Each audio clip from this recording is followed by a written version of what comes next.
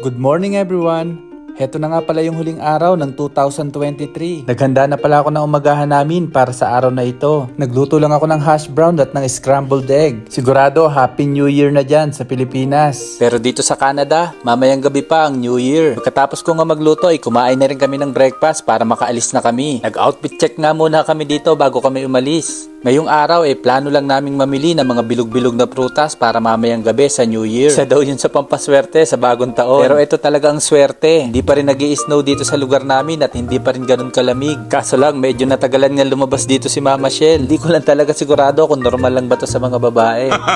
Buti na lang talaga at hindi kami nagmamadali. Kadalasan kasi pag ganitong winter dito sa Canada ay madulas ang daan at napakalamig. Kapag ganitong bago mag New Year ay umaabot ng -20 to -30 ang temperature. Pero ngayong araw nga ay +5 lang at napakasarap talagang lumabas at maggala. Pagkatapos kasi magpasko ay maraming ang mga Christmas decoration ang ibinabaksak nilang presyo at nakasale. Kaya naman maraming mga tao ang sinasamantala yung mga ganitong pagkakataon. At syempre nga isa kami doon. Plano kasi namin sa susunod na Pasko ay maglagay ng maraming decoration sa labas ng aming bahay. Dahil nga medyo malamig pa rin ang hangin dito sa labas ay masarap nga magkape. Kaya naman dumaan muna kami dito sa Tim Hortons. Ang lagi nga naming ino-order dito ay steep tea para sa akin at hot choco naman kay Mama Shell. Naghahanap lang nga kami dito ng pwede naming maisuot sa New Year at syempre yung nakasale. Hindi kasi kami masyado nakipagsiksikan nung Boxing Day dahil nga yung Boxing Day sale ay tumatagal ng 1 linggo. Kaya naman hanggang ngayon ay nakasale pa rin sila. Dahil nga ilang tindahan na rin yung pinuntahan namin at wala pa rin kaming nagustuhan. Kaya naman napagdesisyonan na lang namin na mamili na lang ng prutas. At dito nga kami pumunta sa TNT Supermarket. Dito kasi ay maraming iba't ibang klaseng prutas at marami din silang tinda dito na pampaswerte daw. Pero para sa amin, ito ang swerte. Ito nga yung mga lutong ulam na hindi na kami magluluto at problema magluto. Per kilo nga pala ang bentahan nila dito ng ulam. Yung isang puno nga pala sa ganitong lagayan ay kadalasan umaabot ng kulang-kulang $20. Kapag medyo namamahalan ka naman ay dito ka na lang nga bumawi sa pre-taste. Kumuha nga dito si Mama Shell ng tikoy at isa daw ito sa swerte kapag New Year. Pagkatapos nga ay pumunta na kami sa mga prutas. Kumuha lang siya dito ng bayabas, dragon fruit, pinya at mga prutas na sa tingin niya ay swerte. Sabi ko nga sa kanya, hindi ko na kailangan lahat yung pampaswerteng yan. Dahil sa kanya ay swerte na ako at wala na akong hihilingin pa. Sana all.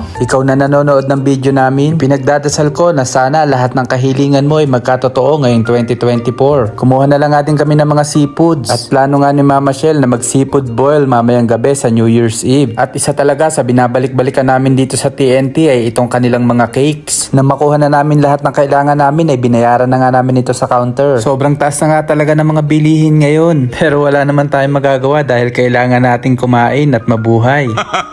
Pagka-uwi nga namin ay inayos na rin namin lahat ng aming pinamili. At ngayon nga ay magtitimpla naman kami ng lumpiang Shanghai. Eksakto nga at magagamit namin itong regalo kay Mama Shell na food chopper. At kitang-kita nyo naman at napakabilis nga pinuhin itong mga carrots. Pagkatapos nga nitong mga carrots ay sinunod ko naman itong sibuyas at water chestnut. Diyan nga sa Pilipinas ay pwede kang gumamit ng singkamas. Dito kasi sa Canada ay bihira lang ang singkamas. Dito ko na lang nga din ito ginayat sa food chopper. Nang magayat na nga lahat ng mga gulay ay nilagay ko na rin itong mga giniling. Lalagay ko nga pala sa comment section lahat ng ingredients na inilagay ko dito. Heto nga palang dahon ng sibuyas ay mano-mano ko na lang hiniwa. Nang maihalo ko na rin nga itong dahon ng sibuyas ay nilagyan ko na lang ito ng garlic powder. Naglagay na lang din ako dito ng pamintang durog at ng kaunting asin. Naglagay din pala ako dito ng 2 pirasong malaking itlog. Pagkatapos nga ay minekos-mekos ko lang ito mga insan.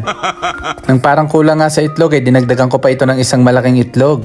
At nang sa tingin ko okay na ay nag-umpisa na nga kami magbalot ni Mama Shell. Isa nga itong lumpiang Shanghai sa napakahirap gawin pero napakadaling maubos sa mga handaan. Isa rin ba ito sa paborito mo? Dahil kapag mga okasyon ay ito talaga ang una namin kinukuha. Nagprito na lang nga din kami dito at tinesting na lang nga din namin. Maraming salamat nga pala sa panonood ng aming mga videos. At Happy New Year na din sa'yo. Nawa ay maging masagana at mapagpala ang bagong taon na ito. Wala namang masamang maniwala sa mga pampaswerte. Ang mahalaga ay kumikilos ka at may ginagawa ka para sa pangarap mo. Hanggang dito na lang.